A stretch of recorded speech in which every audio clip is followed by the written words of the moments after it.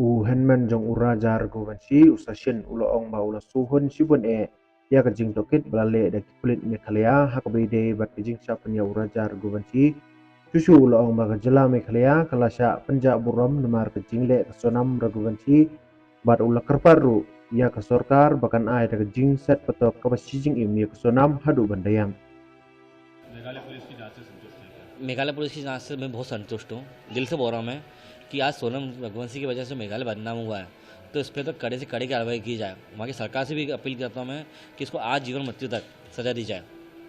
क्योंकि फांसी तो कभी किसी को होती नहीं है कि आजीवन कारावास, जब तक उसकी सांस चले तो जीवन जेल में काटेगी। कि उसने आज एक साथ कितने परिवार को बर्बाद कर दिया, आज पूरा मेघालय का टूरिज्म एरिया बर्बाद कर दिया है। तो इस लड़की को कोई सज़ा तो ऐसी मिलना चाहिए कि वो ज़िंदगी में